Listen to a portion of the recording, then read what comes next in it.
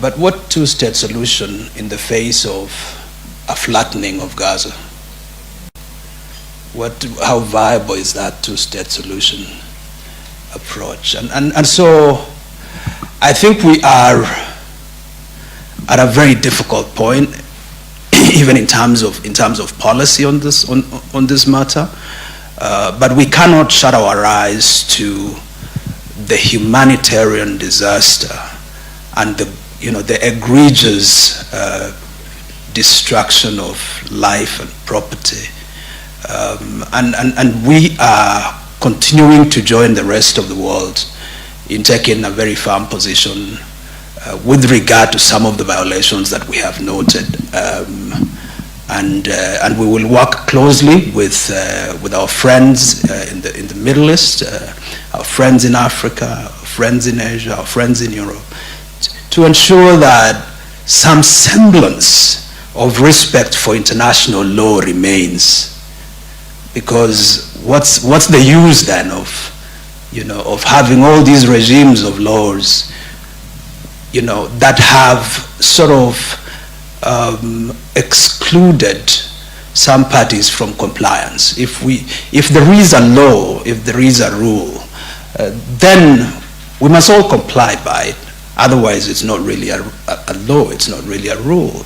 And so it puts to jeopardy, I think, the entire enterprise of international law and the international system. And we stand, in favor of the proposition that we must defend the validity of international law.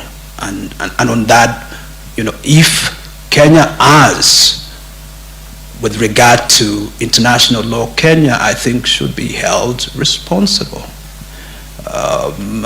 If any country flouts international law, I think the validity of that law can only stand if that country is sanctioned. And so I think we are in a difficult place, ladies and gentlemen, and we must, I think we must continue to have this discussion. But Kenya stands firmly on the side of saying that we will vote in support of very clear positions that protect the existence of our people, whether it's the Jewish people, whether it's the Palestinians in the Middle East. So that's a view that we stand for, and we will continue to defend very firmly.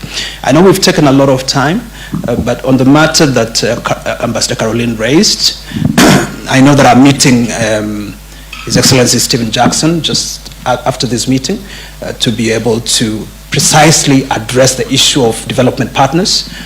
And it is true that we are lagging behind in this respect. We had a political process, as you know, that made it difficult for certain things to happen. But I can assure you that we are focused on this matter right now and will address it. And so, on that note, it's not going to be breakfast. I think it's going